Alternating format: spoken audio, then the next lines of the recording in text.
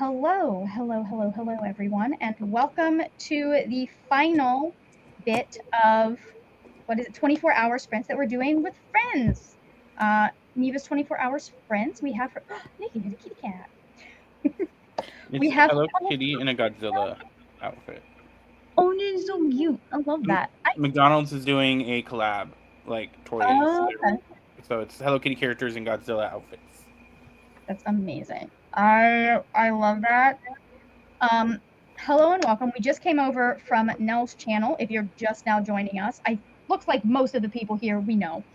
But we just came over from Nell's channel. We are finishing the last 4 hours of these 24-hour sprints that started yesterday at 7 p.m. with Neva, 7 p.m. Eastern time.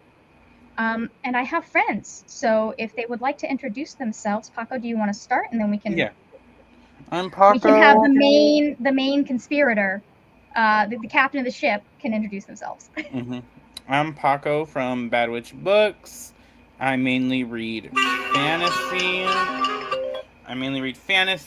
Romantasy, with a little bit of romance, and then I just exist and talk shit.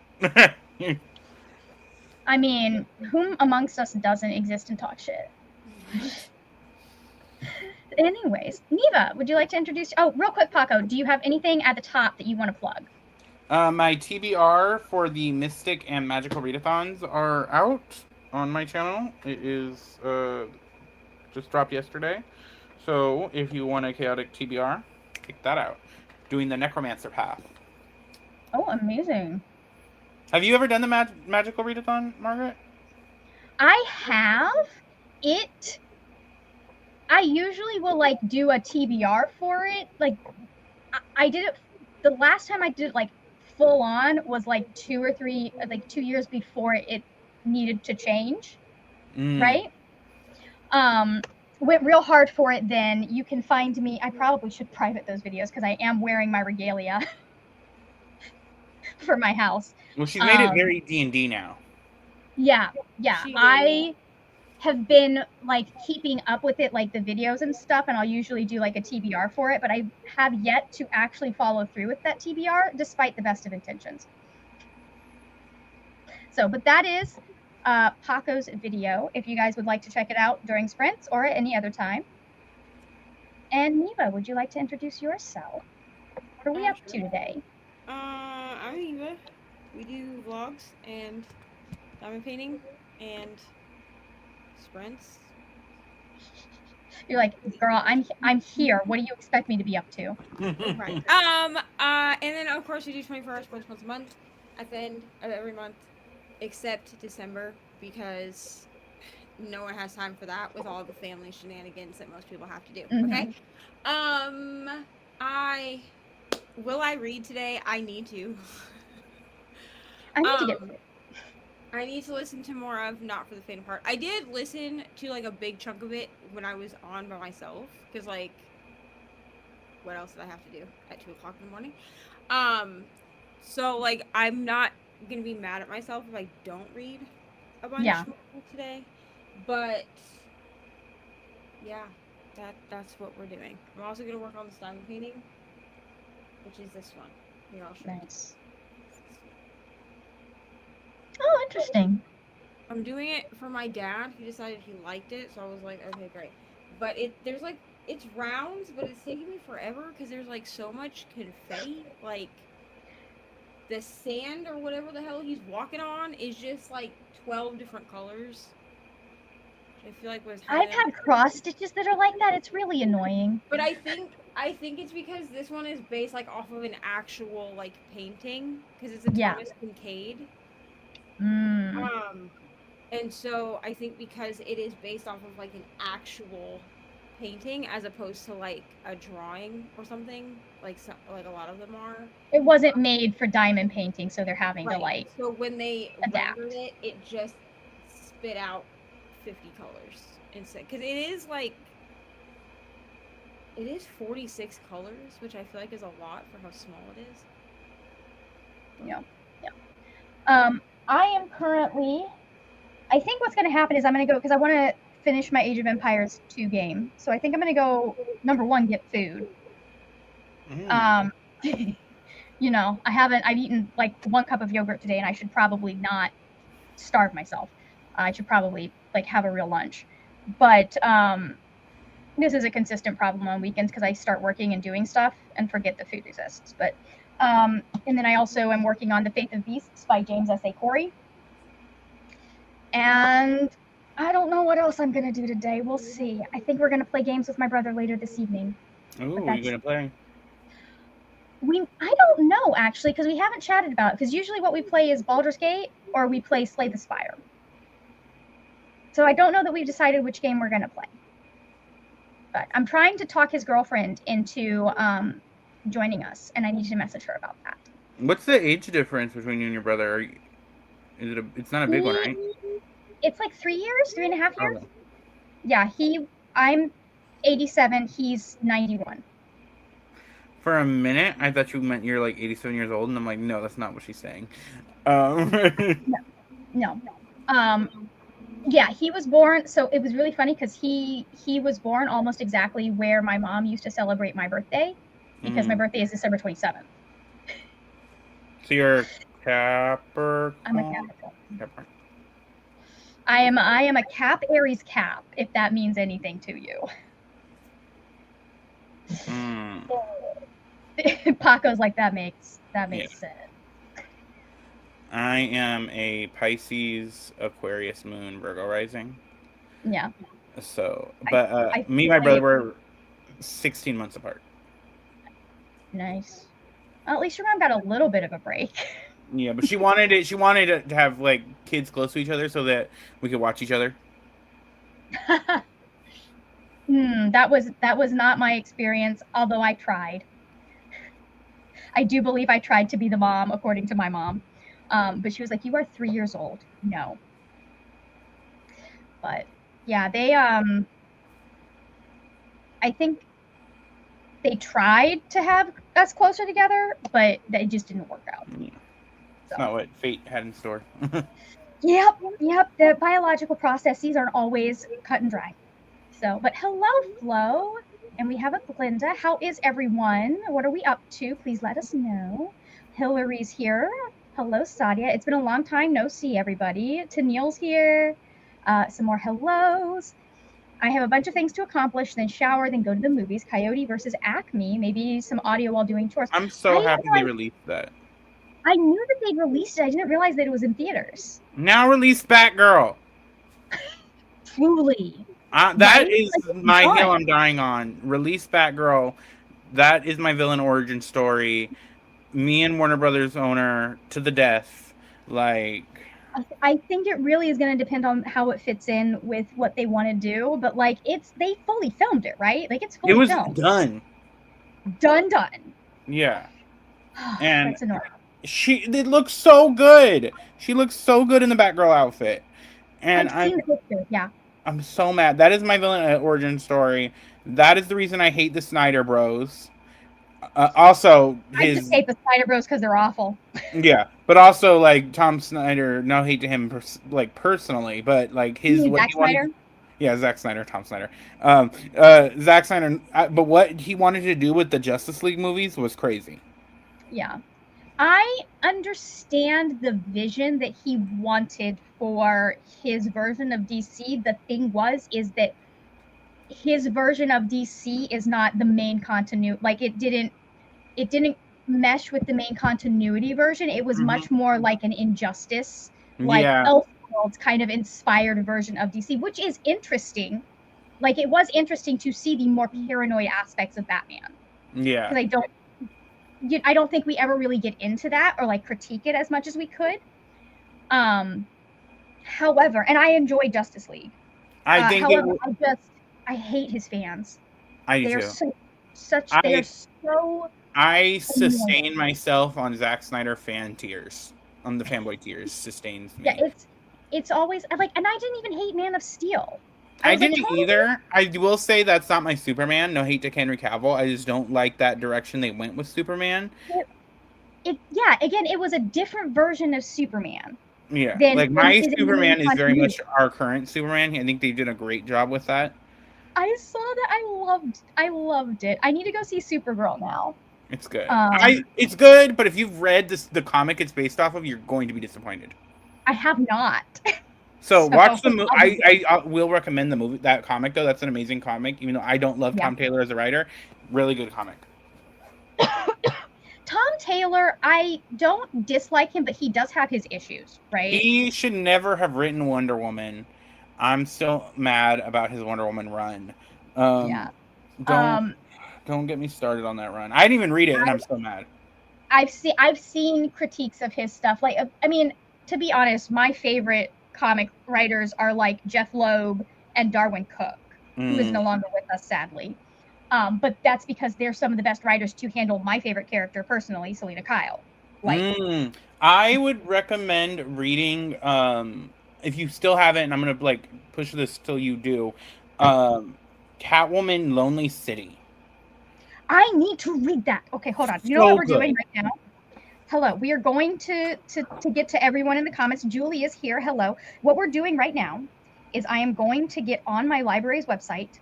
I'm going to type in Catwoman Lonely City, and I'm going to request it from my library, Paco. Okay. And if I haven't read it by the end of September, you're allowed to yell at me. I'm gonna do more than yell. I'm going to Florida for a trip.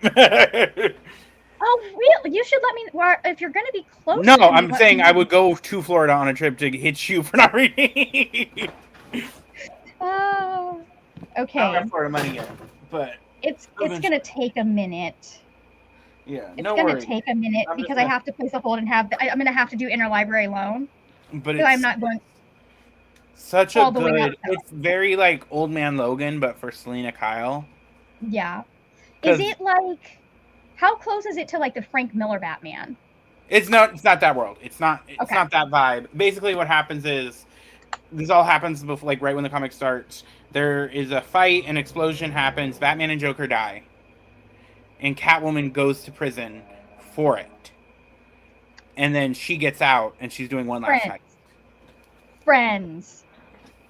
That's her man. I mean, she would kill the Joker, but that's her man. One of my favorite things about the Tom King run of Batman is that, like, many years later, like after Bruce dies, she's like, yeah, I'm just gonna take you the fuck out, my dude. Yeah. She's like, Bruce is gone. The only reason I haven't done this yet is because I respect my husband's. So, bye. But then it takes place I think 20 years later, and so it's an older Selena Kyle, out of prison, doing one last heist. I love this. What is the one? Oh my God, what's the one that we get Slam Bradley in? It's like a one-off. She's doing a heist. Everyone thinks and that's the one that like kind of led into Darwin's run, the part of Darwin's run where everyone thinks she's dead. I see the outfit. I see the comic. I just don't know the title. Yeah, I know. I can see it in my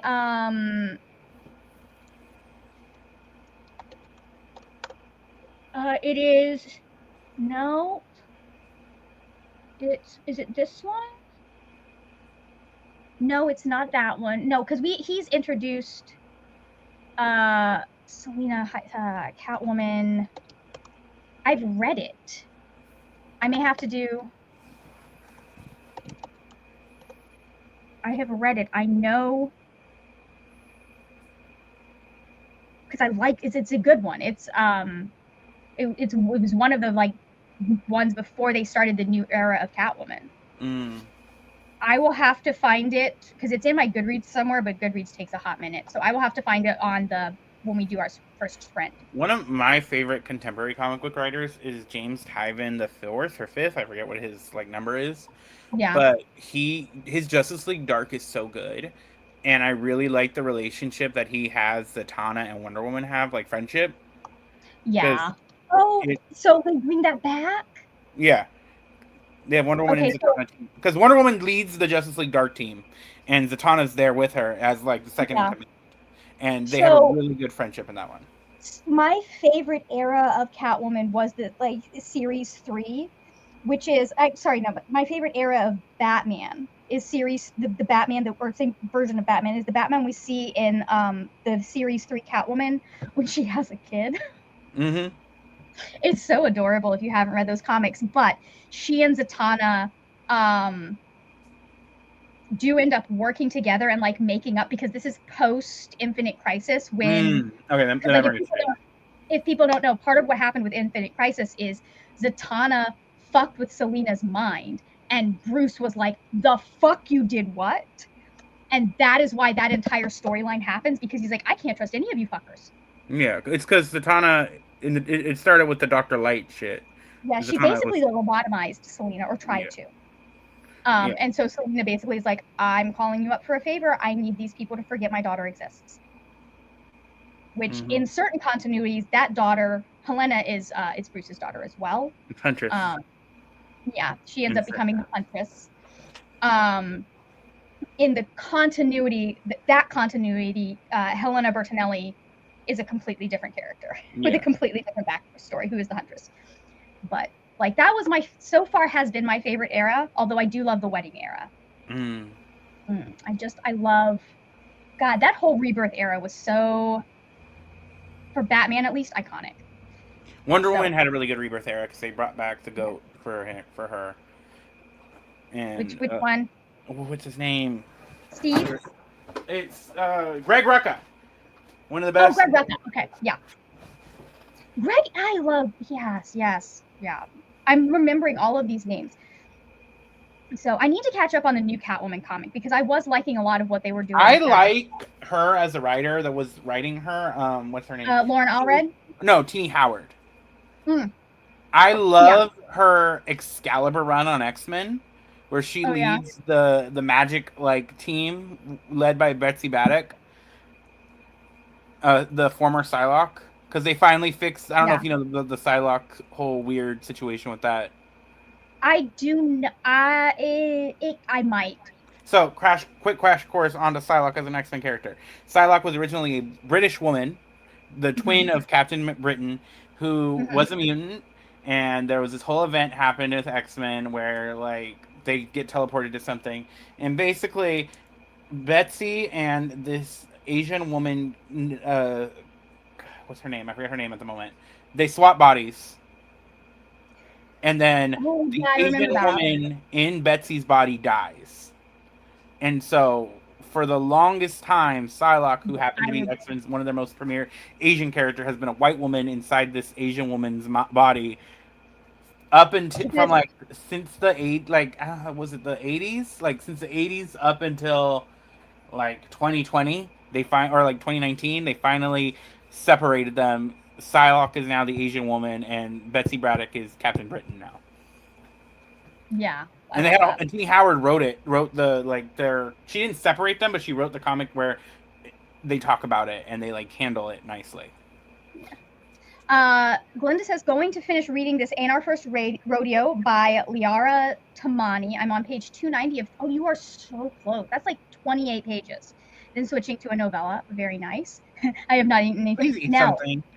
Go get a snack. I know you're going to dinner. I'm on sprints with y'all. I'm gonna make sure y'all eat. I have been trying to be better about this, because like my issue is that like I'm not hungry right when I first wake up. I don't get hungry until like 10, but then I start doing things and I forget that I have not everybody remembers to drink water, and to remind everybody to drink water, but now I'm gonna start having to be like, have you motherfuckers eaten? I've been, especially because I've started running again. I had to take some time off just because I was like, I working through a thing. I've been trying to be really good about making sure I'm getting like 3, not just like 3 meals a day, but like 3 spaced out meals a day, instead of just waiting till 4 p.m. to go, oh, okay, I need to eat breakfast, lunch, and dinner.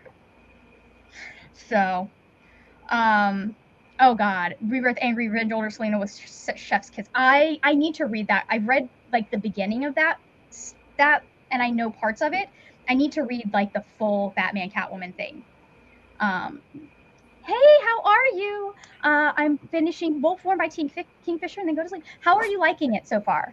We have a Kiana. Hello, how are you, Kiana? I love to see you. This is 2 weeks in a row that we've gotten Kiana. It had been a while. We were talking about how it had been a while. And I'm happy to see you again. I'm listening to Better Than the Movies by Lynn Page. I need to read that.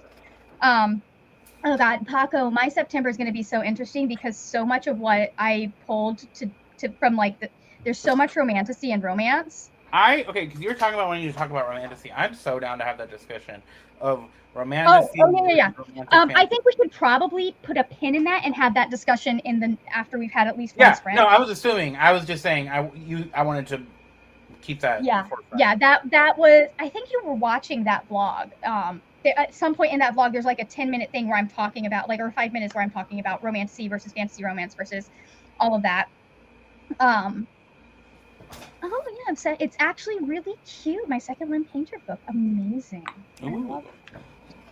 I think what needs to happen is I first off need you to, well, no, what was I saying? Okay, first off, because I'm thinking it now, I feel like I just need you to give me a list of what I need to read if I want to be caught up with modern comics. Okay. Well, I see. I'm very character focused. Like I don't read everything. I can tell you which characters are my Yeah. favorites. Also, if you Um, should check out, do you know Comic Storian? no. So, YouTuber, the main guy passed away like a couple years ago. Rest in peace. But they basically read you the comics dramatically on YouTube.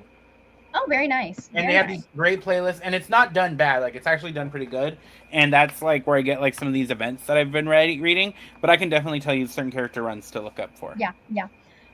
No, but the thing about romantasy is like the amount of romantasy that is on which I love. I've been meaning to get more into romantasy and like get not like actually get hands-on knowledge rather than just like what I've read about it. Um, the one thing is I will not be listening to a lot of those as audiobooks or be Oh yeah, able no, to because I have a hard time taking spicy scenes seriously. yeah. And if I'm feeling a certain way on a certain day, I read anything that's like romance You know what I romance don't? I've found physically, I so I can dislike. skip those scenes if I'm not feeling them. I found I am not a fan of duet narration audiobooks. Ooh, that's I'm I don't. okay. I'm okay with if it's two different narrators and he's reading his chapters and she's reading Mhm. her chapters, or vice versa.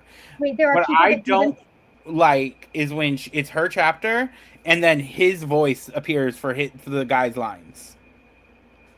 Because it takes me the hell out when it's all like nothing but hers and it's been nothing but hers and then it's like the guy said and then you get a man's voice out of a that has sudden. like full cast graphic audio, and I don't know that I would like that either. Yeah. Like I will say one thing about Direbound that took me the fuck out every time is that one of the love interests calls our main character Kitten Uh huh. as a pet name. And it took me out every fucking Who's time. coming from like an older brother type figure or a father mother type figure? That's cute. Or a It was sister. happening full on in the smut scenes. But not And it that just feels a took little me gross. it took me out every time and cuz like the guy was doing a voice for it and it just took me out. Yeah. But All right. I think we should do a we should do a sprint. sprint. I'm gonna send you that list. Yes. Um, and then you'll have someone else to talk about comics with a lot. Mhm. No, that's not, I don't want to invite guests. I know how to, God, it was so funny. Who was it? It was you that was talking about you don't sprint very often, so you don't know how you forget how it works. Dude, I sprint every week and I forget how this works. So just ignore me, okay? All right, we're gonna do this version because I like that better. And we're gonna go for an hour this time. So we will go in 3, 2, 1, let's go.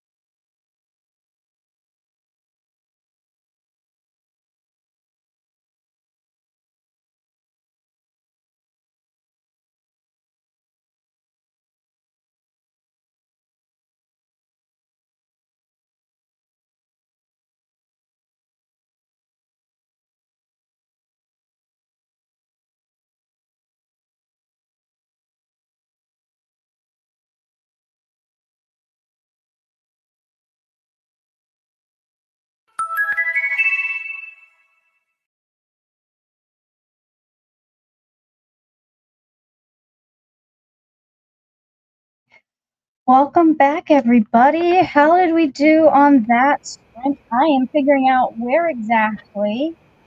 I didn't read. Put a lot of book on a single page in this book. I didn't read. You can't make me. Okay, 18 pages. So I got 18 pages read in that book, and shit's going down. Like things have just gotten very messy. So, anyways, how did y'all do? I read 13 pages. 13 pages. Play nice. Because I only read for like the last 15 minutes. So Last 15 minutes. didn't read. But so I'm gonna send you a list, like an actual written out list or whatever. Amazing. Yeah, send me the written out list because I will not remember I know, any. but also I can show off things that happen. Show off, So man. this is the main one for X-Men to start with.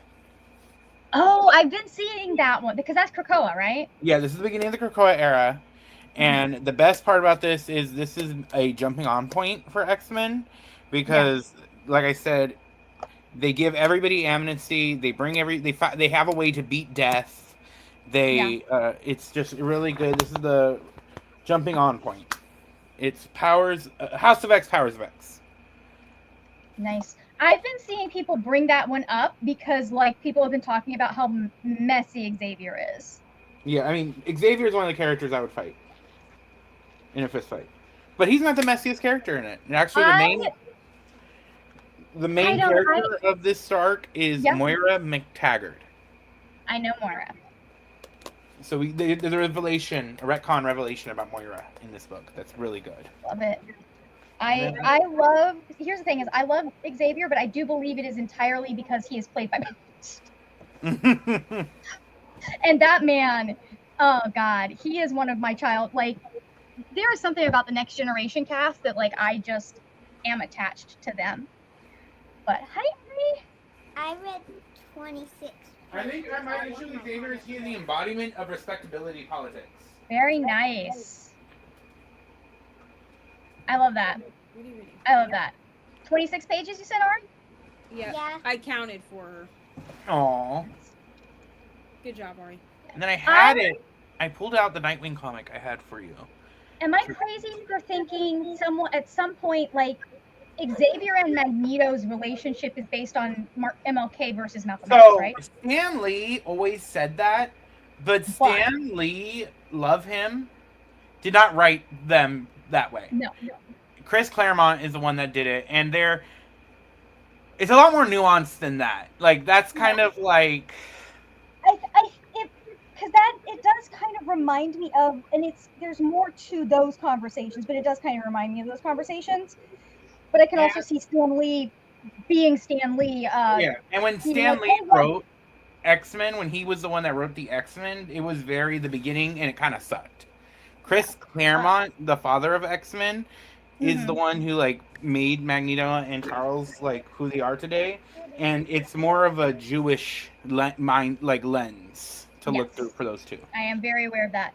Also, Stan Lee, it was known for taking credit for characters that he did not necessarily not create, but also, like, taking credit for how characters were written when he was not the one that did that. Yeah. Right. So. Love Stan Lee. Like, he wasn't the driving force for a lot of those. Okay.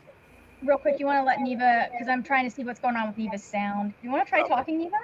Yeah. Is it better now? Yeah, I can hear you. That's better. I can actually. My computer has been doing something, like, real weird. Truthfully, I think that I need to replace it. But that takes money. And I just spent money on Ari's instrument for school, so I don't have the extra funds right now to buy a new computer. It's still expensive, but you should check out if you're going Apple. I don't know if you're an Apple person like that.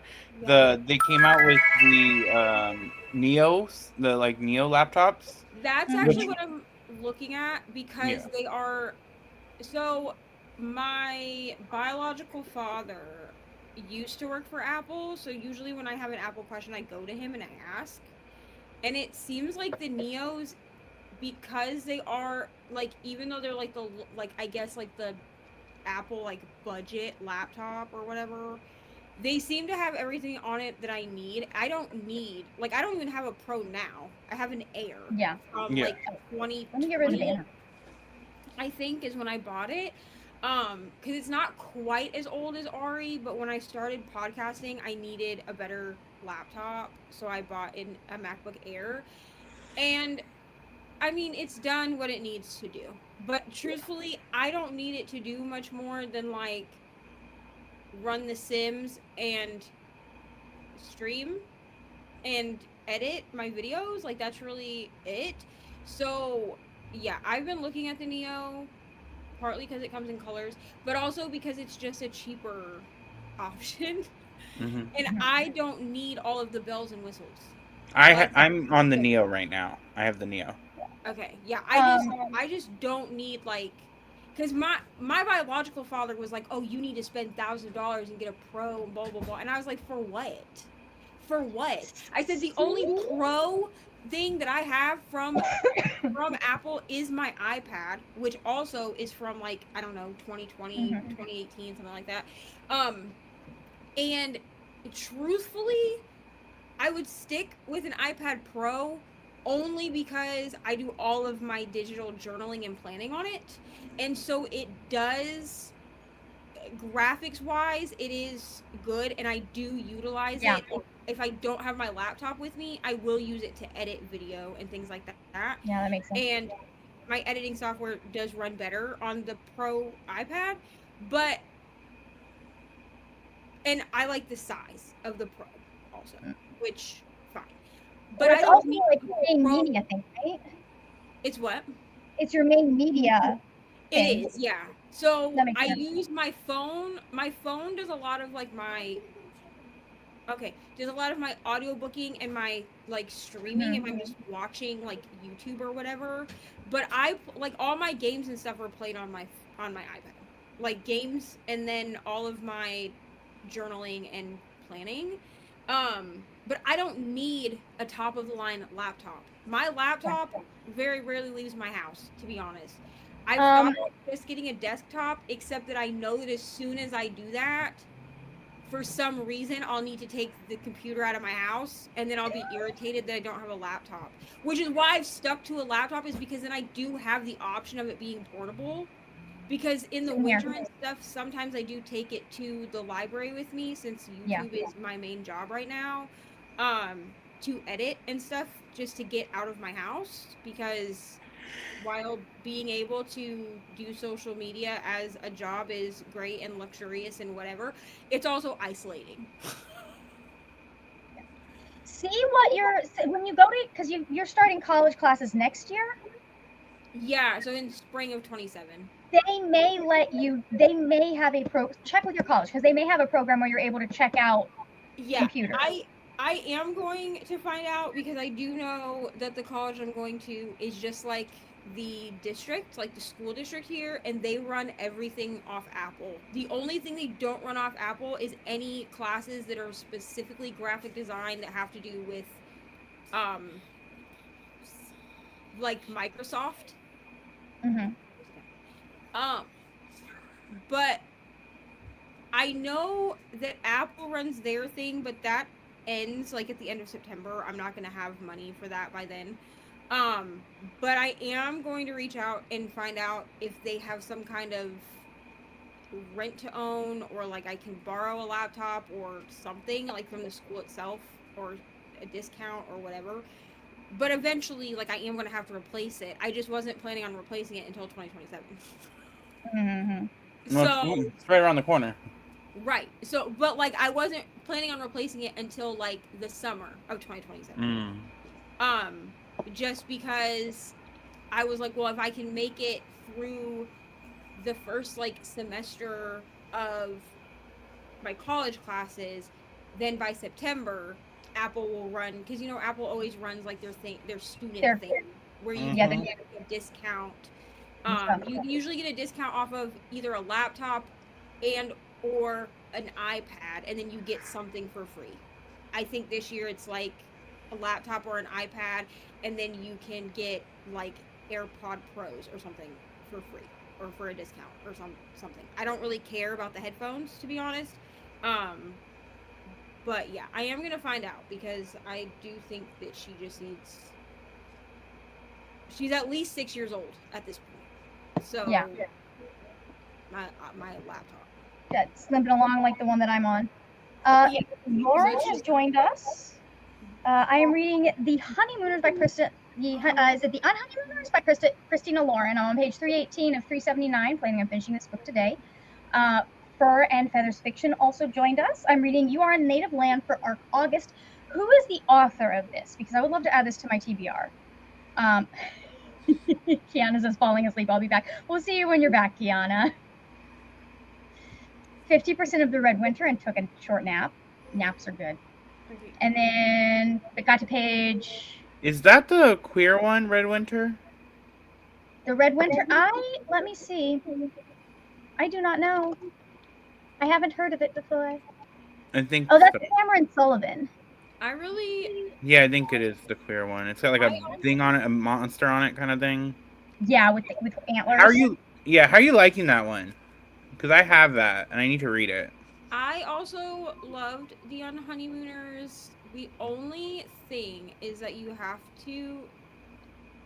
If there's certain references that when I read it bothered me until I realized when it was published. Yeah. Because I because it was this book, I read it because it was gifted to me by Crystal. Yeah. Crystal sent it to me one year for my birthday, the same year that she sent me the first Amari book, and I think she sent me maybe Beartown or a man called Uva something. But she sent me a bunch of books one year for my birthday, and this was one of them. And I started reading it, but I didn't read it until 2022, and it was published, I believe, in 2019 or 2020. Like, was the published date, which means obviously it was written prior to that. And there are HP references in it. I just recommended but it was a very good it was written. Writing book that I had to be like, hey, just so you know, this was written in like 2016 before most people knew what a terrible person this woman was. Yeah.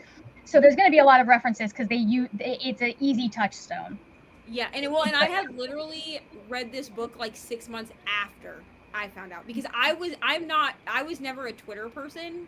All of that stuff went down on Twitter, and then so I didn't start seeing it until like mid 2022. Like it was after I started a channel, but not much after, like not super after I started a YouTube channel myself.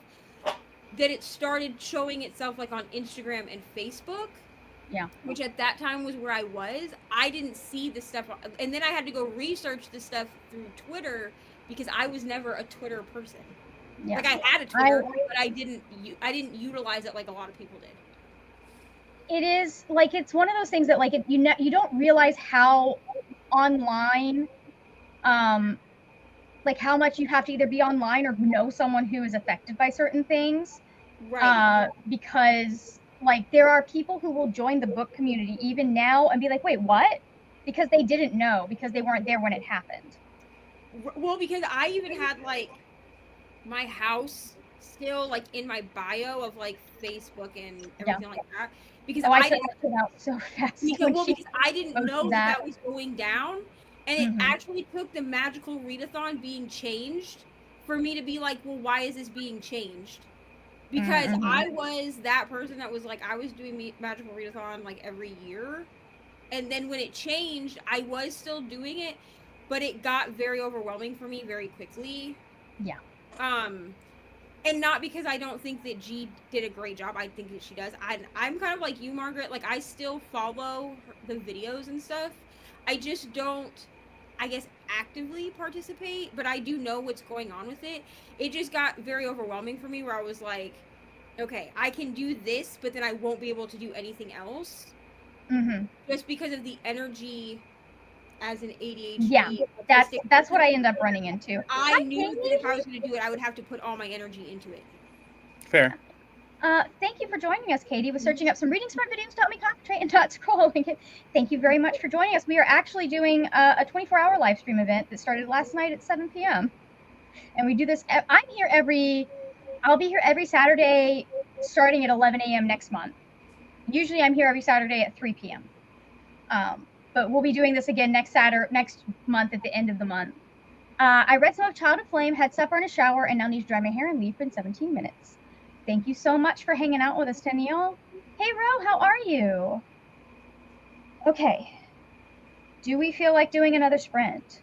Up to y'all. We definitely can. It's your channel, man. Amazing. Okay.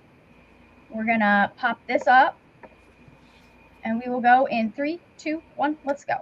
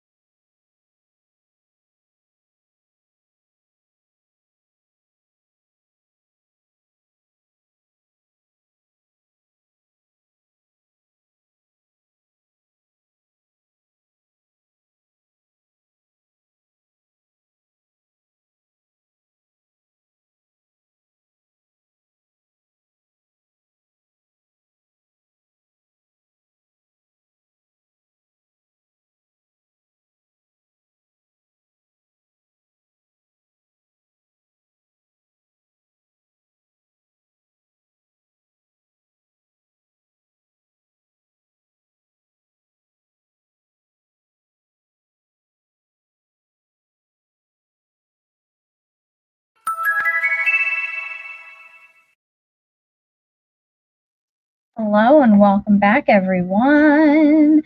Let me remove the banner. What are you doing? What are you doing? Okay, there we go. I did not do my math that time, ahead of time. So how did everyone else do?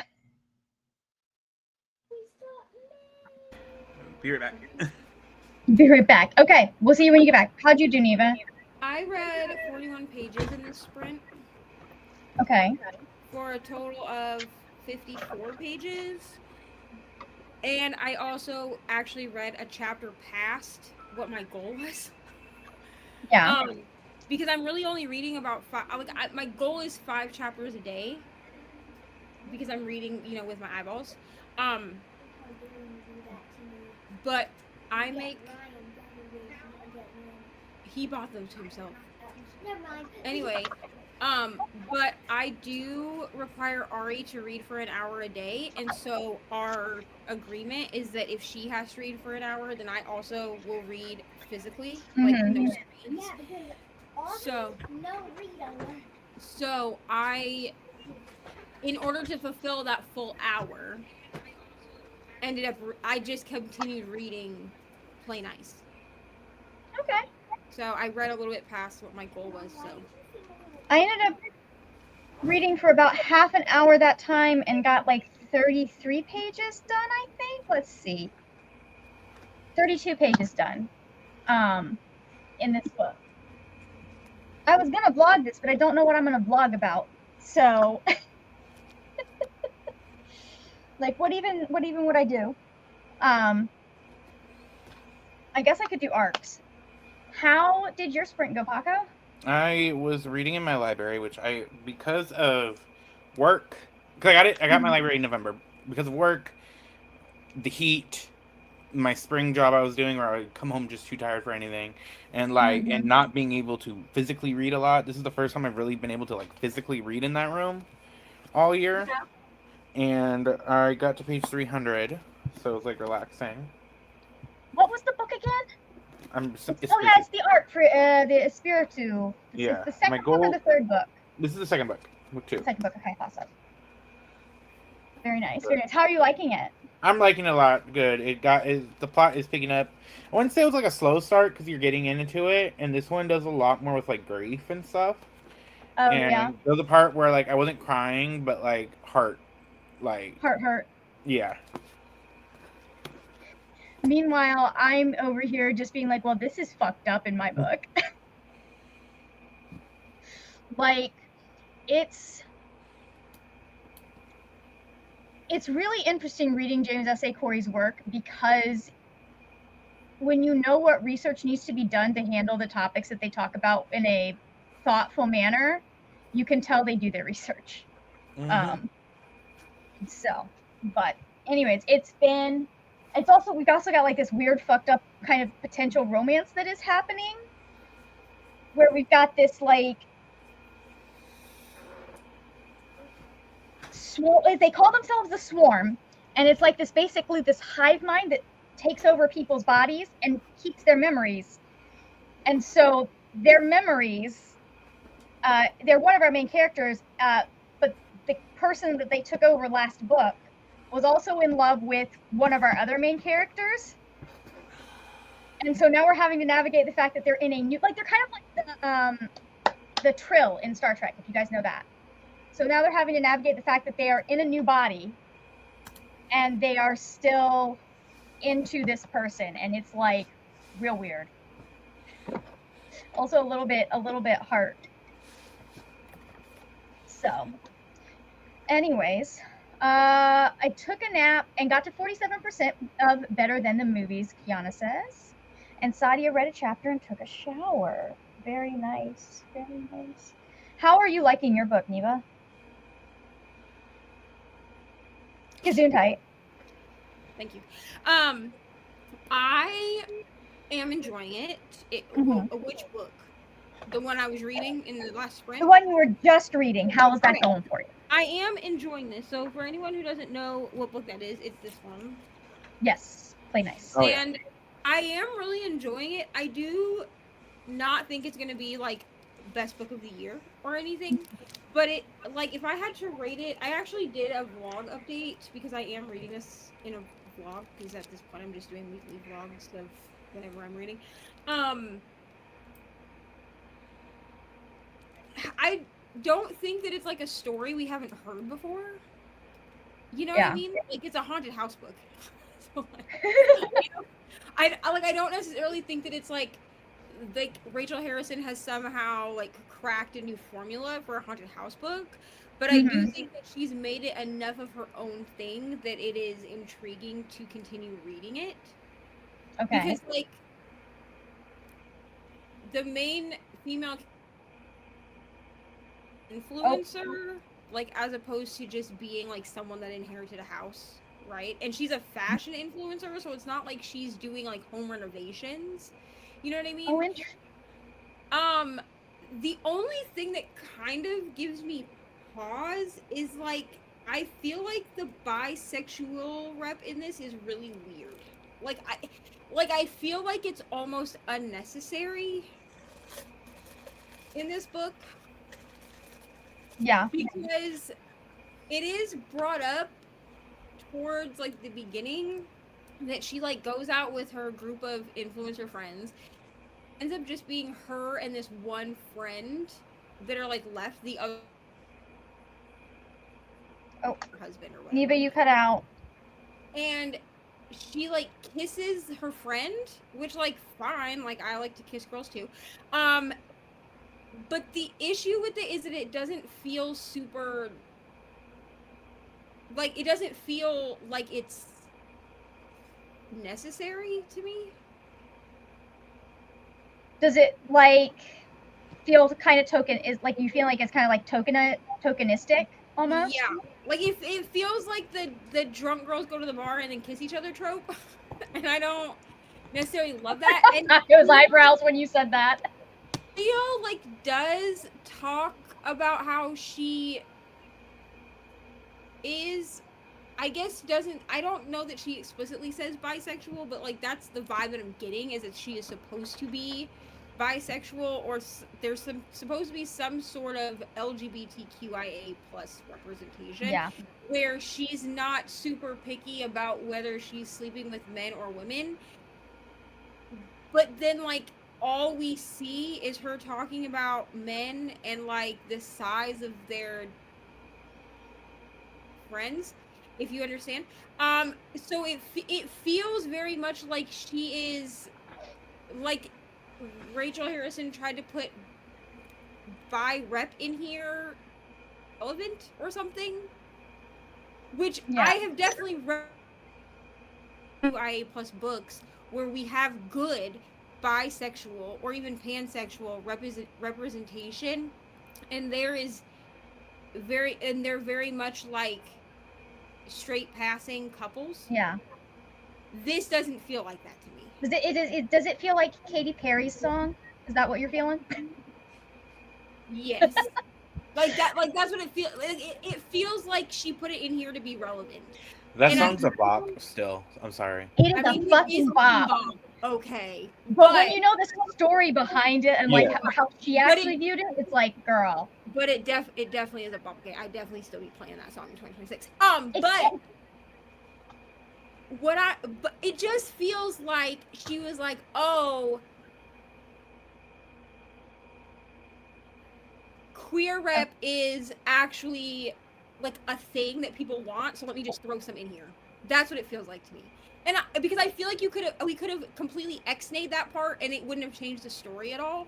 It doesn't really shape who Cleo is as a person, as far as like her sexuality, like as a woman, because she very much is like pro sex. You know what I'm saying? Which, like, me too. Great, do what you do. You know what I mean? As long as you're not hurting yourself or others.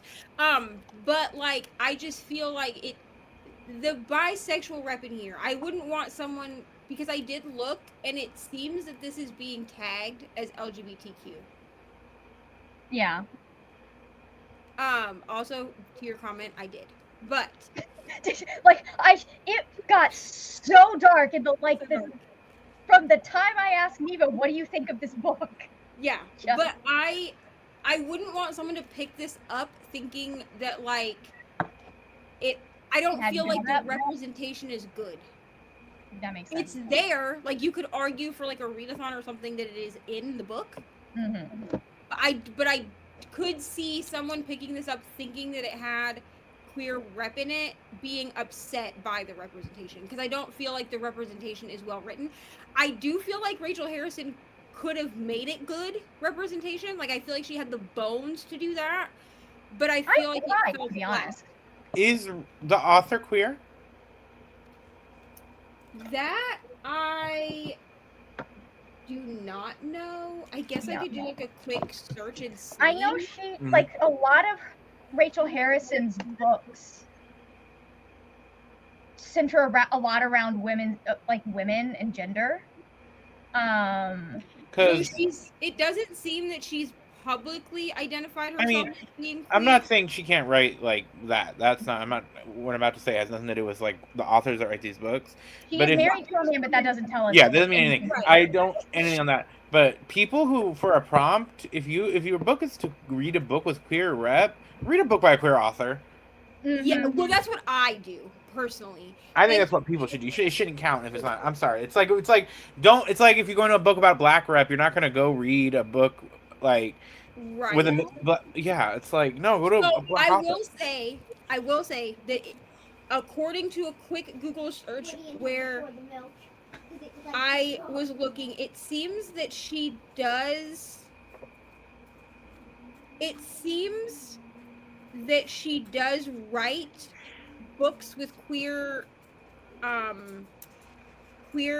characters, but I'm not showing anywhere including this. She did like an interview through Bindery where they like wrote it up, like they typed it up as like a blog post. Yeah. Okay, hold on.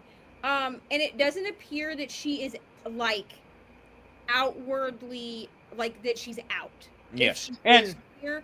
So I wouldn't tell someone to pick this up as a book with queer representation because I have plethora of other authors writing. that I could give Mhm. you that I would say, hey, if this is what you're looking for, this is a queer author and they write queer representation. Because if I had just Googled this and I had found that she was out, then what I would chalk the queer rep up to is that maybe that is her queer experience.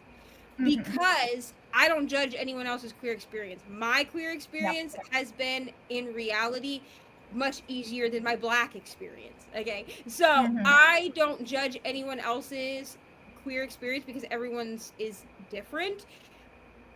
But because I'm not finding that she is specifically out as a queer author, it feels unnecessary. It feels like Yeah. in this book.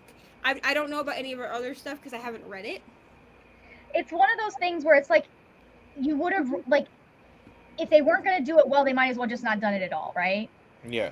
And like Yeah, I said, that's I'm not why I saying think- she can't write it by asking that. No. That's not what I would Yeah, say. no. And I think that it's fine if you want to write queer characters. And again, I feel like she had the bones to grow upon it. And maybe in the next, 48% of this book will get It'll more change. queer representation. I don't think that's going to happen. But we can hope, right? Because I do feel like she had the bones to grow that representation but there's only twice in this book that I can think of where it's mentioned. One is where she kisses her friend, and the other is where she's texting that friend, and she laments about. She wonders if when her friend is angry at her boyfriend, if that friend thinks about her, which like that's a real queer. That's real thing self-centered. to think about, I suppose. Except that she's an adult, so to me that would have been like an experience I maybe would have had as like a teenager. Mm-hmm. Like my crush on my best friend, and then having it as a you know what I'm saying? Like it feels. I mean, It's yeah. a little narcissistic, right? That's what it What? feels a little bit more like narcissistic versus like Yeah. actually maybe being a Queer little rep. sapphic. Right, and so I feel like and then like she has this thought, and then texts her friend, and is like, "Who knew that all you had to do to get good, insert word here, that starts with a D, Good wood. would be to move into a haunted house. Like, that's the exchange, which, like, that made me laugh because it was funny to me because it's like the neighbor guy of this house that she's at that her mom owned, that's haunted. So, like, Or I at least did it's think not a that ghost. part was funny, but like I was like, but why are we? Because she's like in her mid-20s, I think. So, like, why are we as like a grown ass adult wondering if our friend thinks about us if she's angry at her boyfriend? That's like not a thought that queer adults have. I don't think that aren't That's a like weird very. one. I mean, people like she's in her early 20s or late I 20s. feel like I it think makes she's sense. supposed to be like in her mid-20s. I would I think that makes sense because, like, I think it makes sense. I think it like if it she just was 30s thinking that, yeah, but she's in her 20s, No, like, because she's the youngest of three sisters, and the oldest sister, I believe, is supposed to be like 32. so And yeah. they're not like super far apart in age, but there's like enough of an age gap between her and her older sister, like her oldest sister, that I would clock her to be around 25. So Yeah, maybe, but I just feel And like the word I'm about to say is gender neutral. Some bitches are just messy. Like, that's true Exactly. too. That's true. Like- But like I said, I think that the bones for queer rep are in here. I just feel like they weren't fleshed out. and I Yeah. always say, never underestimate how immature and stupid people can get, no matter what age. That is how you end up hurting yourself, is when you underestimate how stupid and immature grown adults can be. And here's the thing is that she definitely is written as like a 20 something who can't do anything for herself. That is a theme of this book, is that she's constantly calling her dad to help her do things. Her dad still pays her phone bill, like, and her sisters like razz her about it because Cleo is like, well, you're still on dad's phone bill, and she's like, yeah. Like, Cleo says that to her older, like her middle sister, whose name I can't remember right now. I think you pay my dad for the phone. And she's like, I'm still on the okay. family plan. And she's like, yes, I'm still on the family plan, but like I pay dad for my phone. Mm-hmm. I mean, if I was reading a book about a straight potential couple, I don't think I would blink an eye at like a dude, even in his 20s or 30s, going, I wonder if like when like the female love interest is fighting with the boyfriend or whatever, like I wonder if she thinks I think that is just a when you are in a specific space where you can't talk about your feelings for someone,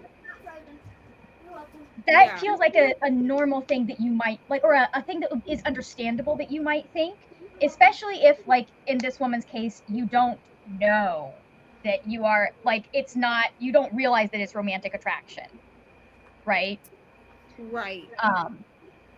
But yeah, I would love to live in a world where it didn't matter.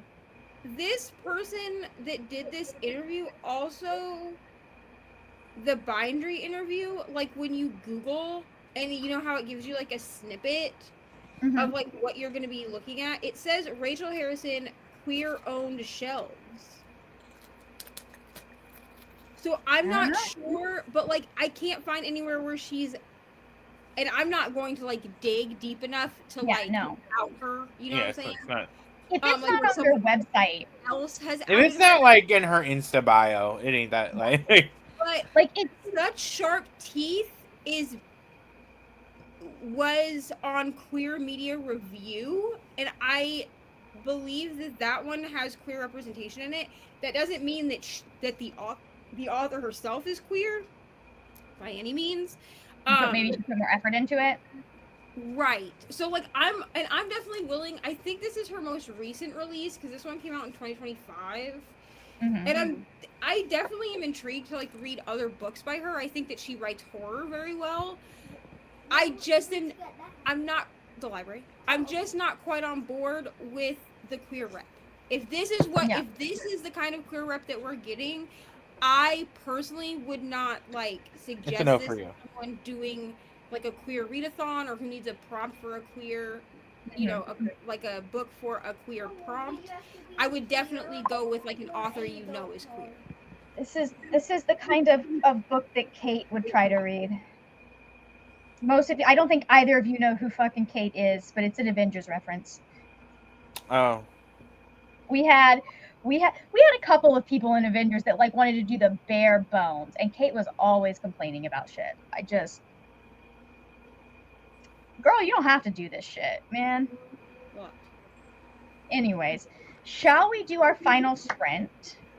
And then I think once the final sprint is over, we'll like say goodbye to those that want to leave, and then Paco, you and I will talk about romantasy. Okay, I'm excited.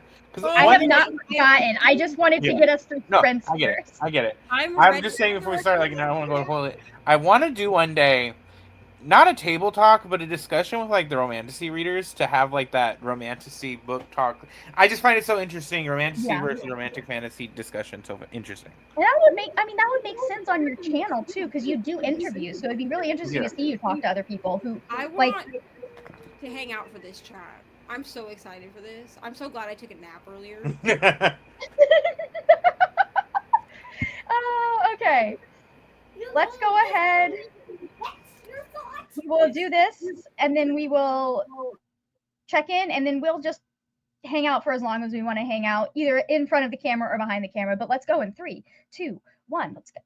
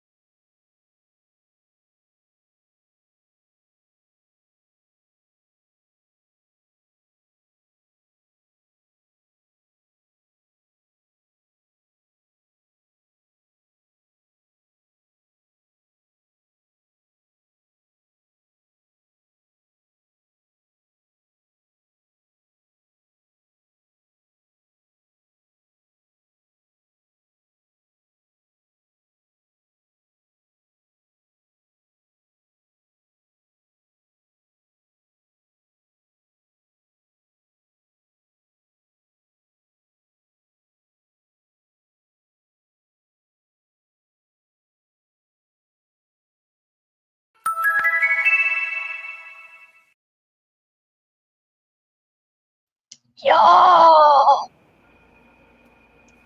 Yeah. So we might have just. I think we just got what the connection between this one of their series and the last series is, Mm. which I can't talk about because that will spoil things for y'all. So I won't. But y'all. But it's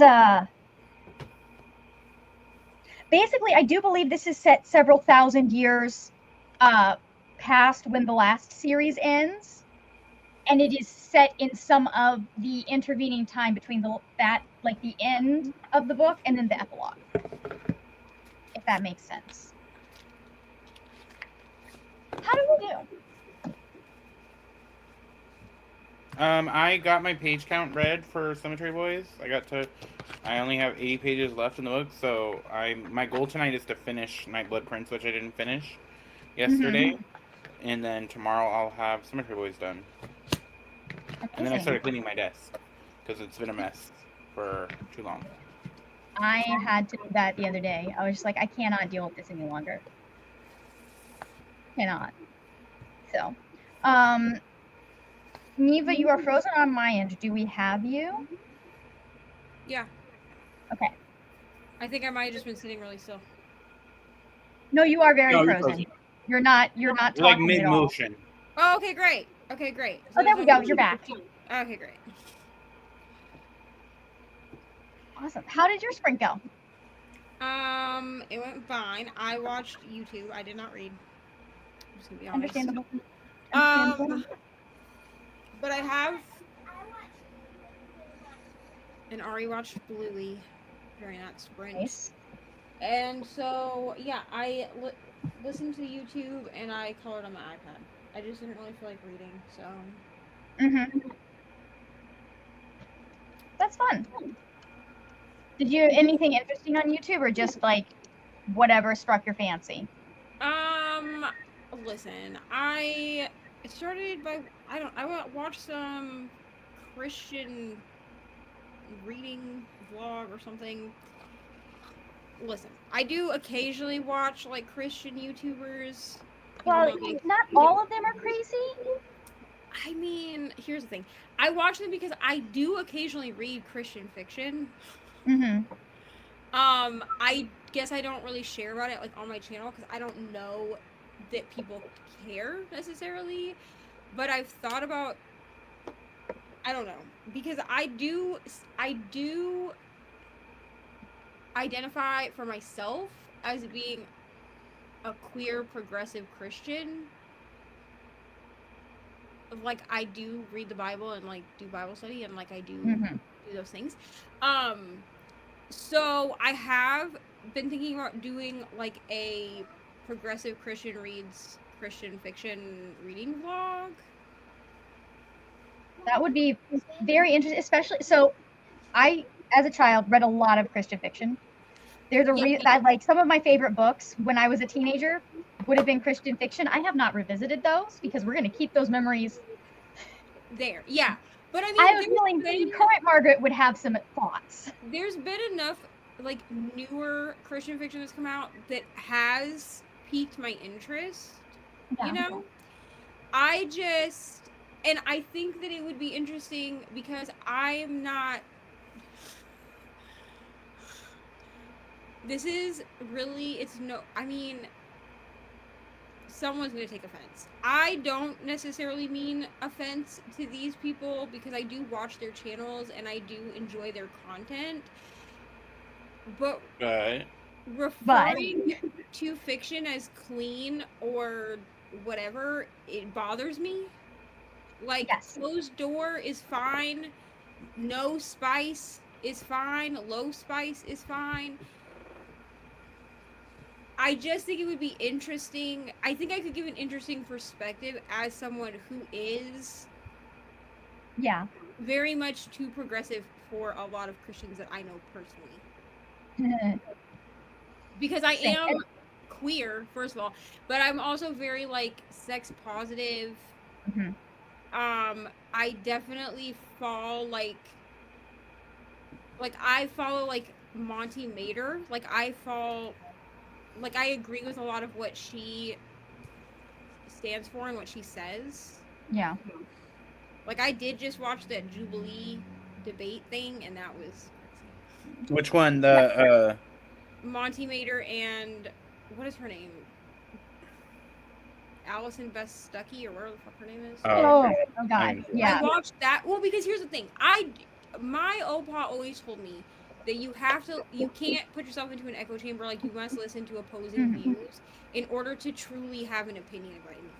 So I don't like subscribe to her or anything. Is that her name? Allison Beth Stuckey? Is that her name?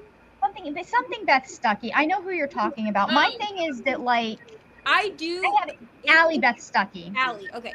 If her stuff pops up, because sometimes it does, because of the stuff that I watch, I will watch it. I'm not subscribed to her. I guess I don't. I somebody could argue with me that like just interacting gives her a view, which yeah, but like I don't think that my view in the sea of millions that she gets is really gonna matter. Yeah. And I don't agree with pretty much anything that she says ever. Okay. But you're trying to keep a But I pulse also- on what people Right, are talking about. Right, but I want to keep a pulse on what people are talking about because otherwise I don't have anything. Like, there's no argument for me to have. Yeah. There's no opinion for me to give if I don't know what's going on. Yeah. I try to find alternate ways to find those kinds of things. I try to go through people who are like that's part of why I tend to go with reaction channels. Yeah, I do that. But people got real mad at me one day because I was like, hey, you do realize that like the evangelical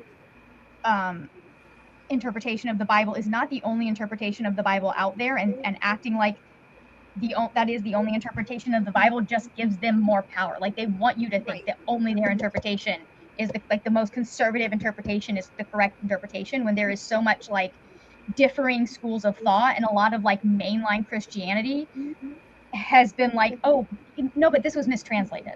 You do realize that, right? I get that. Yeah. But also, I feel like a lot of people have a problem with just like the Bible as a whole, because it's not the South Baptist, super conservative evil, the bad guys we have right now are not the first and only group to use the Bible to hurt No, people. they're not. They're definitely not. And like the institutions itself are part of the problem. So I think that also plays a part into that.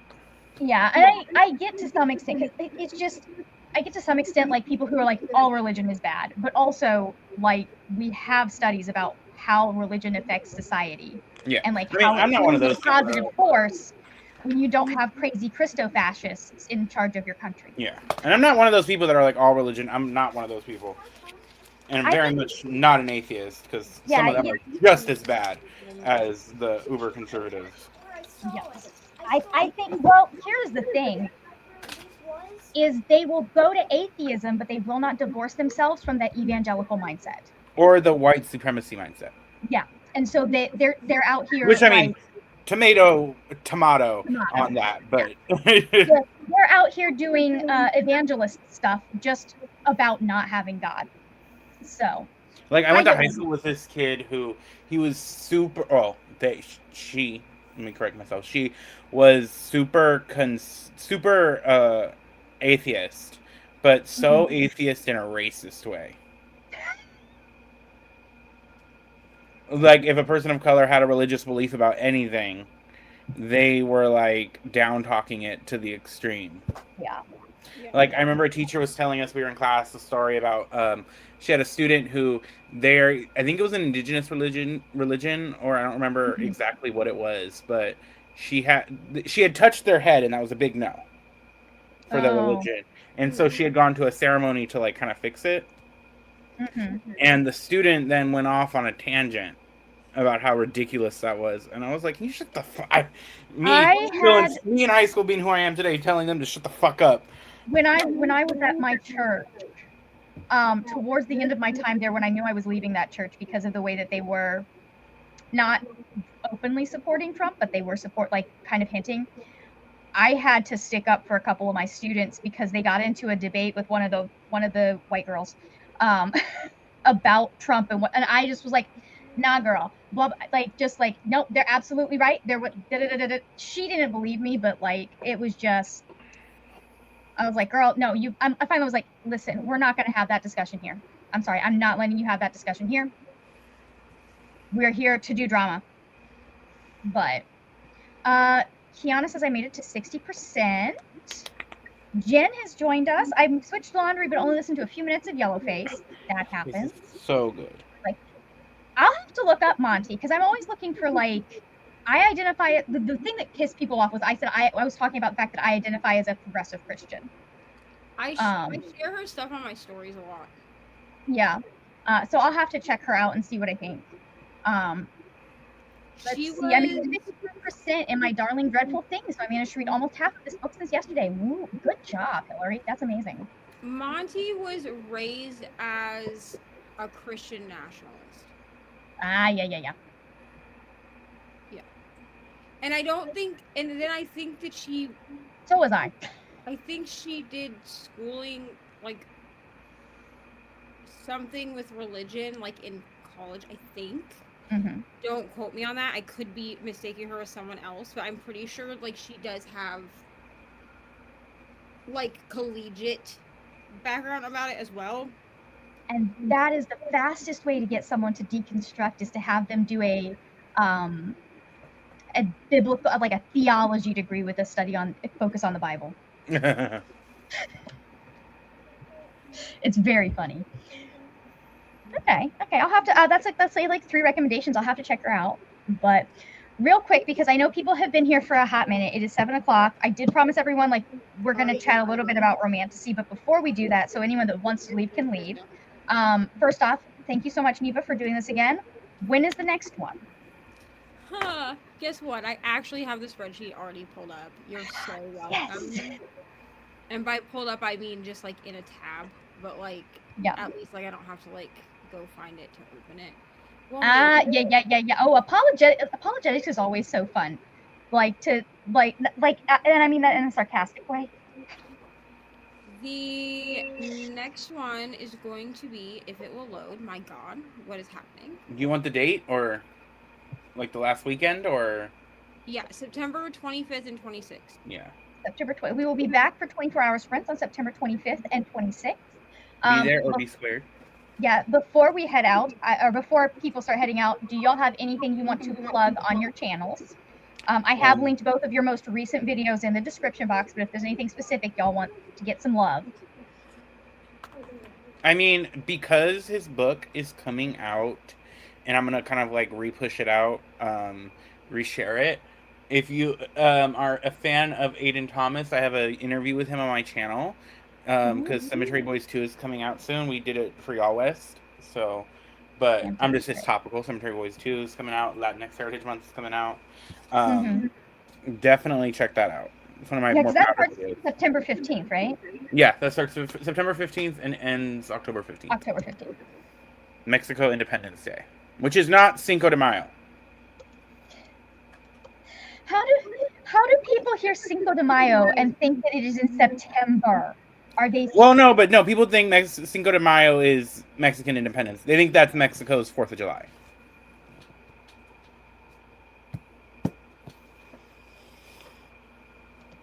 Which actually makes it worse. I can't say anything nice, so I'm not going to say anything at all. Which, in my opinion, actually, I'll say it. Crap, I don't care. Honestly, I feel like that makes it worse that white people like use it as like an excuse to get drunk. White people celebrate Cinco de Mayo more than Mexican people do. This is what I'm saying. Like I just think that because people think, I mean, I like observe Cinco de Mayo. Like I know that it is a thing, but like I do not celebrate it because it is not my. I'll tell y'all some tea off camera. Okay. Beautiful. About a booktuber. Speaking of off camera, Neva, do you have anything that you would like to plug? I just put the Aiden Thomas interview in the chat if you guys want to go check it out. Neva, anything you want to plug? Starting in September, I will have a video every Monday and Wednesday. The Wednesday video will always be like a whip and chat video.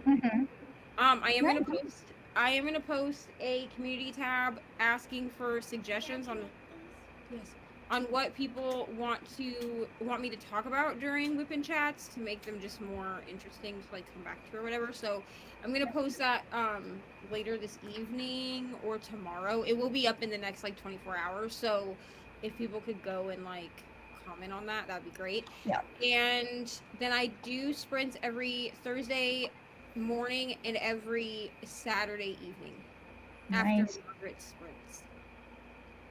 Yes, because I go right into yours. I've also linked down in the description, but also here, Neva's most recent Whip and Chat. If you guys want to see more of my face, maybe not blurry like this. If you want to see more of my face, you can go watch my most recent vlog. I would love it if you did.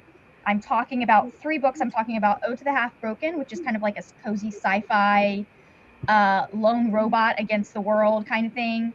I talk about The Prince Without Sorrow, which is, and there's an entire romantasy rant in there, or romantasy versus fantasy romance rant in there. And then I talk about, what's the third book? The third Miss Percy's book in that vlog. So if any of those interest you, go check that out. I do have timestamps in the video if you're only interested in 1 or 2 of them. Oh, hold on. Catherine says I made it to 25% in Daggerbound and halfway through. How are you liking it? Because I almost bought Daggerbound today. I have it with pretty straight edges. I will say, pretty, they're just blue. If you like the way me and Margaret work together, next month the Mystic Readathon is happening. We're co-captains of the occultists. Of Team Occultists, so you should definitely join that team. Yeah, if I was smart, I would have thought to plug that already, and already have the link for that. But if you guys are interested in doing a cool Vampire Diaries themed readathon that's a little bit competitive, a little bit chaotic, it's a lot of fun. So far. That's good.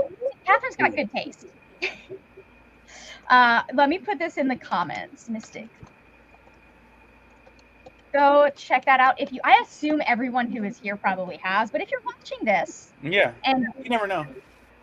Like my camera wants to work for us, you can check out the Mystic Readathon, and I promise that Nell's camera quality is better than mine is currently. Mm-hmm. I'm really jealous. I don't know what you're using, Paco, but whatever camera you're using, it is crisp as fuck. I'm using the web camera on the laptop. That's why he was telling me earlier that I should get a Neo, because that's what he. Yeah, this is the Neo. I got the Neo back in May. And I just think Paco's correct, so I'm just gonna save up money. Yeah. It's expensive because it's not cheap, but it is cheaper. And like I've had no problems with mainly just using it for streaming is what I mainly use it for. Yeah. Anyways, speaking of The Prince Without Sorrow, so I don't know if you got to that point in the vlog. Hi, do we want to like maybe if I put more light on me? Sometimes it's the lighting that it doesn't like. If you got into that point in the vlog, but like the thing that started the romantasy versus fantasy romance thing is that The Prince Without Sorrow is listed as a romantasy. Like it's fantasy, something else, and then romantasy in its genres. And I'm just like, there's not enough. The romance is a thought of a thought. Yeah, and then also Adeline Grace also had a discussion about this on her stories.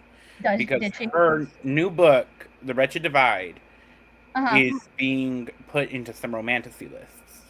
And she herself has said it's not romantasy. Because people want listen, this is a hill I will die on. Actually, Margaret and I had like a discussion about this the other day. We've talked about this, yeah. I think. And my thing is that because romantasy became its own genre, like we had a new genre with Fourth Wing, right? Like Fourth Wing came out and then romantasy was kind of born. I'm not saying that romantasy didn't exist before that, because I think that it did. But that is what like catapulted romantasy having its own genre. Because it used to be just fantasy romance and romantic fantasy. But But then romantic fantasy became romantasy, which is some people are even saying that's different. I'm not mad about it, but fantasy romance, your romance is not a main thing. Your fantasy is the main thing. So I believe the book that Margaret and I were talking about was The Poppy War, because the Poppy War... That's neither. That's neither. That's just straight up fantasy. It's not either one, right. But there are people that are saying that the Poppy War is romantasy. Well, those are also people that see a book written by a woman about a woman in a fantasy world and it's automatically put it as right. romantasy. And What that I- that was where mine and her discussion started this last Yeah. time, because Yeah, I our- said, our "No, it's not right. It's a," and she was like, "Because it's political fantasy," and I said, "Yeah," and then I had to think about it because I read it last year, and I loved that book. I gave it It 6 was stars, really good. and I had to think about it, and I was like, I don't even remember. Like, the romance in it, if there was one, doesn't even stick out in my brain as like There is a part of the thing. Yeah, it's. I think it's more. I haven't gotten to the second book because I'm very like, I loved the first book so much, and I'm like, I can see how it's going. So I am very afraid that we're going to get to the end of the third book and I'm going to hate it. Yeah. I'm Because not. I I'm know keep my that mouth shut. I know a thing that's like, it's one of those things that it's if when an author does the thing that I think is going to happen in this, it doesn't sit very well with me. It's like one of my least favorite things that can happen in a book. I won't tell anybody what it is.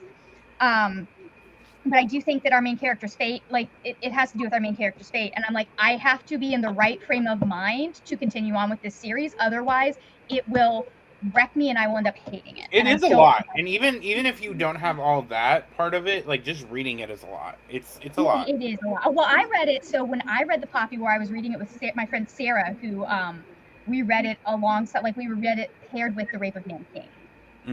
So we read the Poppy War, and I read The Rape of Nanking first. So I go into the Poppy War. I read the Poppy War, and I was like, that wasn't even a third of what actually happened.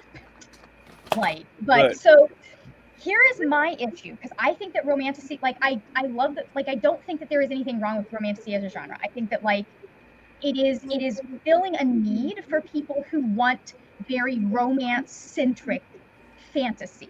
Yes. Right? The problem is that we are taking everything with a romance and calling it romantasy, and that's not inherently like bad in and of itself, except then it sets up like an expectation for people who pick that up, right?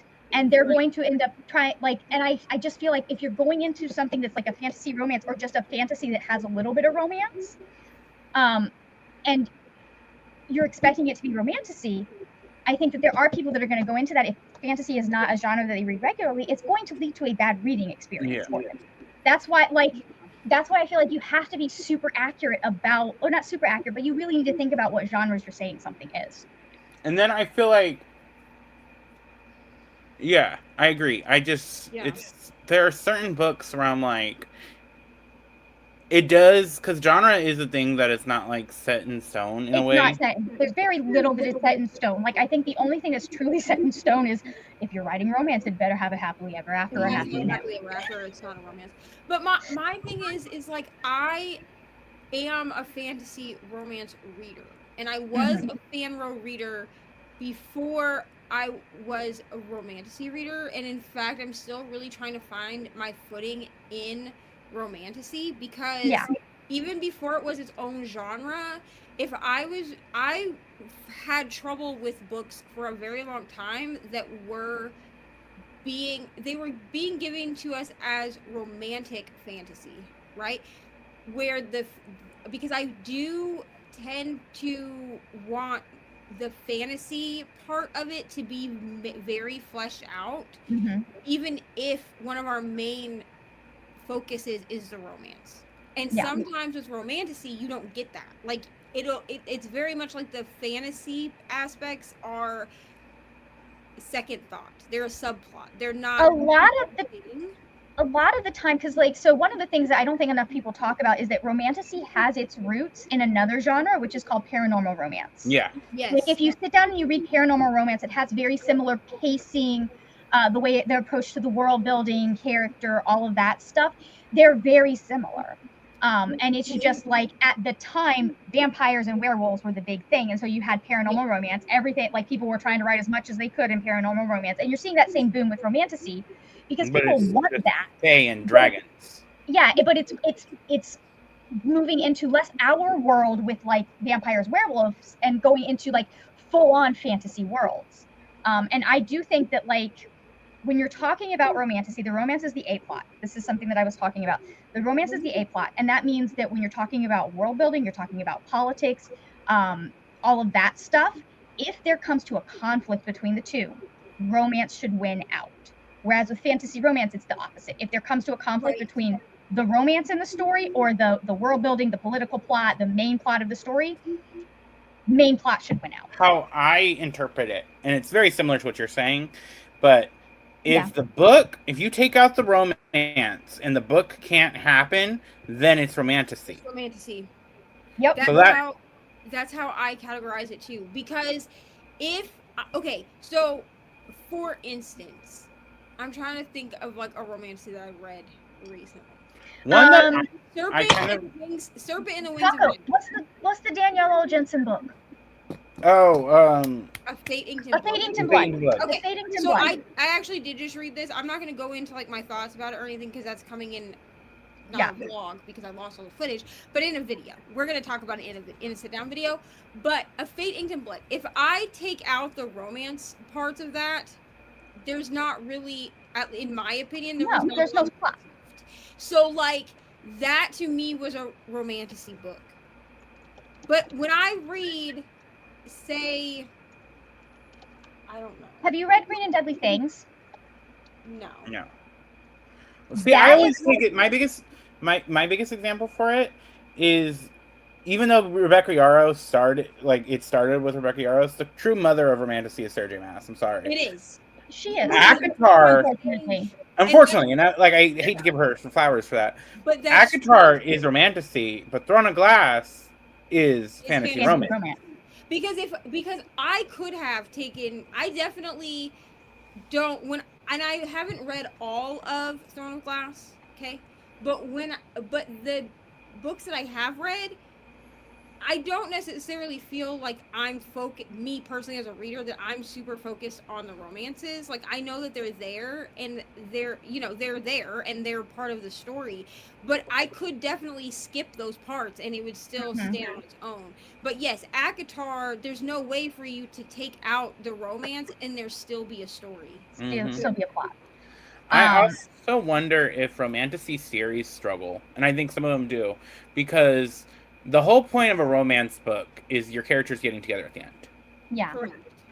And then for romantic, so that's that. If that doesn't happen at the end of book one, if that does happen, because these romantasies need to learn the word slow burn.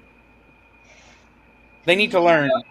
And that's Here's what, I have different definitions of slow burn depending on whether we're talking about like a standalone, a duology, or a trilogy, or like a long running series. Like I'm from the school of slow burn is like they didn't kiss till season 3. But And then that kiss, real early, man. no, I'm not done. That kiss then gets interrupted, and then they they don't get together till like season 5. And that's if a season is 6 seasons long. But even with those, right? Because I agree with you, Paco. Especially in a series, like I want, like the slow burn, I want it to be longer. Now in a standalone, it's different. Yeah, standalone, its own thing. A slow burn to me is like they don't kiss or whatever till like I don't like I'm willing to go to like 75% before Like, there's yeah, really 75%. Or I will say they don't admit their feelings in a standalone, because they could be sleeping together and everything like that, but if they don't admit their feelings till right. But sometimes that does translate as like also not having any like physical like affection or not. Yeah. No, I'm not saying. But my thing is that if you're giving me a series of books, why are yeah, I need it to be more of a slow burn because at that point what I'm banking on is the yearning. That's what you need to sell to me. Also, what Because this leads they're to, not going. They don't need to admit their feelings to each other. But me as the reader, I need to feel the yearning and like the tension that is building. and what it leads to in romantasy is my least favorite trope. Because they get together so quickly, or they start, doing everything so quickly, it leads to the third act betrayal. I've been betraying you all along. The guy has been the enemy kingdom. The guy has been a spy. I hate that trope. I'm And not a fan of the. Maybe this is another can of worms. I apologize. I'm not a fan of the third act breakup, but I'm feel like okay with a third act conflict. Now, let me explain the difference. Because a third act breakup irritates the shit out of me. Because almost always a third act breakup is quite literally Mm-hmm. just because someone didn't open their mouth and communicate. Yeah. Third act. I'm looking at you, Danielle Jensen. I'm looking at you, Bridge Kingdom. Yeah. I have. Just wait till Neva's done with her thought. I have a thought. I have a thing that I want to say. Yeah, a third act conflict. This is my opinion, so you can disagree. For me, a third act conflict is something that doesn't necessarily cause them to break up. It can, I suppose, but usually it doesn't actually cause them to break up. It usually causes there to be a bit of a break, but not a break up, and that eventually they come back together and they speak to each other about if Even it's like a third. even if that means that she goes to her friend and he goes to his friend and they say, this is what's going on from our point of view, what do we do? And then they come together and say, hey, we need to discuss this. But a third act breakup is almost always that there is some kind of miscommunication that's happening that could have been rectified by just, I don't know, opening your mouth and speaking like you're adults. Mm-hmm. And then what happens is they're like, I've been betrayed. I hate you. I don't want to be with you anymore. They break up, and then 5 minutes later, they're like, I'm so sorry. We love each other. So, and that's the end of the book. I'm not going to name names. Paco knows which book I'm talking about. I won't name titles, so I know there are people that want to read it, and I'm not going to spoil things. But there was a book that I read recently where there is a third act. It's not even a third act. Yeah, it's a third act. Like, it's an end of the book betrayal. And my thing is the execution of that betrayal. I saw it coming, but the execution of that betrayal was terrible. Because, like, it was terrible entirely because we were only in the woman's head. If we had been in both of their minds, like, I felt like it was a real missed opportunity for us to have some tension building and some real conflict, like inner turmoil on the male love interest's part. Right. And that betrayal would have been 10 times better if it had been so like, there are sometimes that things are better when it's very obvious to the audience that something's coming, but not necessarily the characters. Because it makes sense that our female main character was not picking up on this. Although, were you born yesterday? Mm-hmm. I understand that she is not in a story, she is in her life. But it was one of those things I was just like, man, if we had like, we really could have played on the conflict for this person, and we missed an opportunity there, and it would have improved this book tenfold. Anyways, sorry. I think the other thing is like, I don't even hate like a third act betrayal, Mm-hmm. as long as it's executed correctly. I do. I hate it. Wicked King. I'm sorry. That is one of the best third act betrayals you will ever read. Which one? Wicked King. Oh, yeah. But you know that it's coming the entire time. Yeah. Right? Okay, Wicked King is different. Like, Wicked King is on its own. I wouldn't consider Wicked King romantasy. No, Wicked King is Wicked King is fantasy, romance, and political fantasy. But this is what I can't stand. I can't stand a series. The first book, they meet the character, blah blah blah, get together, start banging, or whatever. Then you got the third act betrayal leads into book 2 is I can't trust you, but then they got to get back together at the end of book 2 or whatever. Like, there are so many other ways you could like get them to be separated because you rushed the romance. And that's like, ooh, let her get kidnapped and he has to save her, or vice versa. Here's the thing, though. The reason that doesn't work well is because it's never explored really well. It's like one scene, they discuss it, and then everything's fine. Mm-hmm. And that's the issue. Let me show. Like, if you show me them working through this in book 2, that works for me. And right? honestly, and this is, I guess this probably falls more into the contemporary romance issue, like an issue with contemporary romance.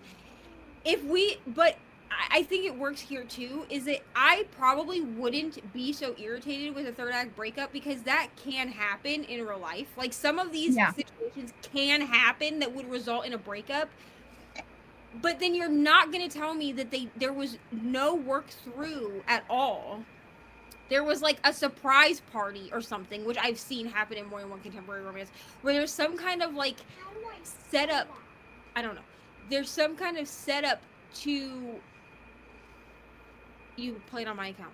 That there's some kind of setup to them, running into each other or speaking or whatever. But then still the outcome is not that they worked through anything. It's simply that one of them was like, well, I'm sorry that what I did hurt your feelings, which isn't even a real apology, and then everybody's fine. Yeah. Which makes Yeah, that's not realistic. So like no. No, it's not. And it does depend on the tone of the work. There is work where I'm like, okay, it makes sense that we like glossed over this sometimes, but not in a book. You don't have you don't have a budget on a book. Not for the writing part of it, at least. I will say, I wonder if Romantasy gets this bad rep and all this, like, what discussions we're having about plot issues, if it's because of the indie or self-pub pipeline that Romantasy has to TradPub, because they don't edit these fucking books. Yeah, because they just get traditionally published without any kind of... Which, I do understand that there are indie authors that have... that have hired publishers that have their well, like Olivia Blake. All of that. And like, you have your standouts, but then you got some that aren't. But then you do have those that are like, you can tell that they're writing because they love to write, which is great. And then it's like they're on Kindle Unlimited and then they get picked up because their book blows up on KU. And the thing is that with Kindle Unlimited books, you go in reading these books you paid for. And also, when an author is... It's pages, right? Right. Is locked into KU, because a lot of people... Listen, this is one of my favorite books, okay? So I'm never going to talk shit about it. But the Pucking Around, which is the first Jacksonville Ray book, is nearly it's like over 700 pages. Okay? That's crazy. So, in Kindle pages. For a contemporary romance? Now. That's crazy. My argument has always been this. First of all, Emily Rath started as a KU author. So when Pucking Around came out, it was only on Kindle Unlimited. Like, you could buy physical copies, of course. But she was an indie author. I'm pretty sure she's always had an editor that she's worked with, because her books are clearly edited. Yeah. Like, you see what I'm saying? Like, by more than just her. Like, they're clearly edited because the writing is good. But ultimately, if you are a KU author, you're being paid based off of the number of pages that people are reading. Yeah, so and I get that when it's contemporary romances on Kindle Unlimited are 500 to 700 pages because that's how they're getting paid. Now, well, okay, that irritates me. It's very much the Charles Dickens coming around. Now, Pucking Around, in my opinion, I don't know that she would have been able to cut out much other than what she did, because she did cut out quite a few scenes. They came out in these like shorts. They were like novellas that had like a bunch of shorts in them that were like scenes from like a bunch of books. Does that make sense? Yeah. So there's like Pucking Ever After, volumes 1 and 2. Those are a collection of shorts that were scenes that were cut from the actual like full-length novels. Because of how many characters are in her polycule in the first book, I don't know that she would have been able to cut it down. Because it's 5 people. 4 people. Too many people. It's too many people. It's 4 people. But it actually isn't because she was really trying to do polyamorous rep. Where publishing screwed her is that they toted it as a why choose. It's not a why choose. That book is not why choose. And I will, as a polyamorous person, I will stand on this hill and I will die on it. Book 3. It's so obviously not why choose. 3 is a why choose. Is it book 3 or book 4? Whatever. Pucking Sweet, I believe, is book 3. That is a why choose. That is very much Poppy with 2 distinctive men. Now, that is a why choose that turns into a polyamorous relationship. But Pucking Around from the beginning is polyamorous. It is 4 people in the polycule, which I understand why she did it that way. It makes the polycule even. There's a reason for that if you read the book. Like, it does make sense. Okay, I thought you said 5. 4 people I said sounds 5, manageable. and then I 5 thought does about not. it, and it is not. It is 3 men and a woman. But because of 2 of those men coming to terms with the fact that they are queer for each other, they it makes sense because it does balance it out.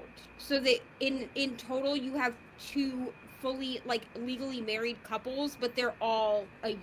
I hope that makes sense. I'm still not over 700 pages for a contemporary romance. My mind is still processing. Now, it doesn't read like a 700-page book, and I could look. I would have to pull it out, and I'm not sure where it is at the moment.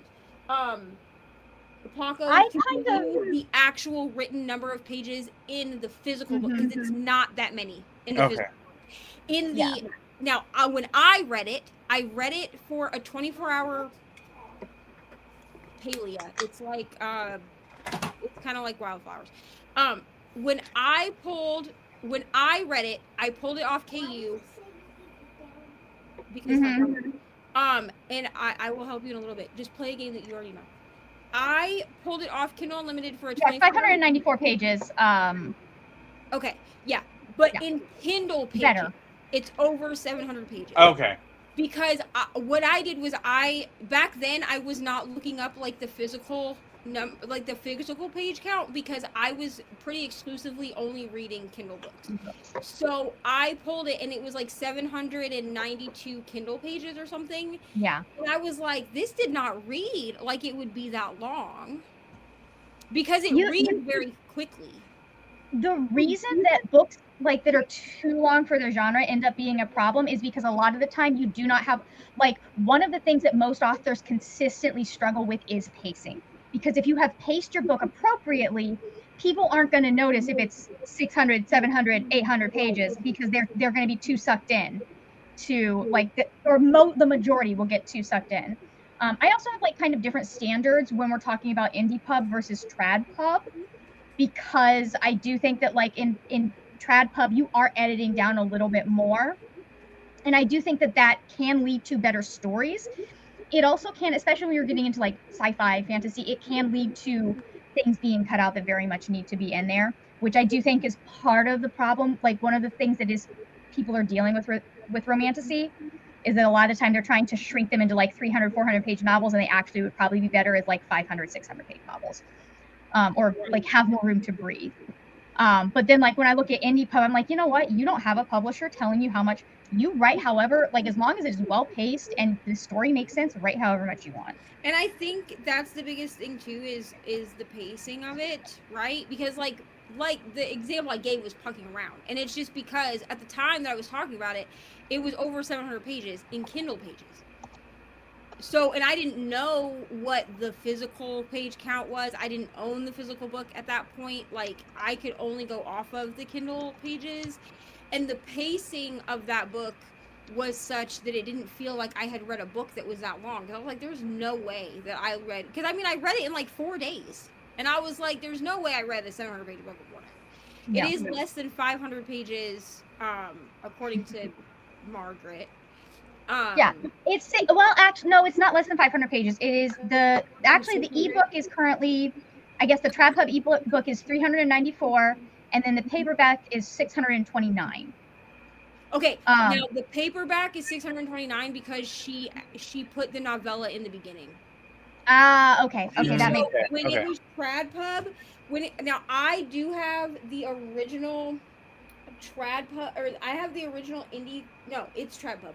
I have the original Trad Pub and the original, like, indie pub versions of the novella, which is Pucking, or one last night or something like that. I have that. Now what they did was, when they redid the covers for the Trad Pub, they stuck that novella in the beginning of pucking around, because it is helpful to have the background knowledge, but a lot of people were saying that they didn't want to pay for like An extra thing. I and understand so that. in the trad pub versions of the book, the newest books, if you buy it now, then that should be at the beginning. And from what I understand, it's also in the audiobook as well. What, Jean, when it says dark is when the devil comes, are they using comes the way that I think they are? I would assume so because of the so freaky. I would think so too. It's a thriller. No, it's a horror mystery thriller. So this is yeah. Anyways, okay. I do actually have to be places later tonight, so that means I do need to head out and get food. So thank you guys again for hanging out with us for 24-hour sprints. This has been fun. We should no, it is a horror, it's not spinning. The three of us should sit and talk about books more often. I'm Just so saying. hey. I'm down. Just saying. But I will thank you so much. Paco and Neva are both linked down below in the description box, as is the Mystic Readathon. Please come join the occultists. And we will see you later when I will talk about more ordinary things. Bye.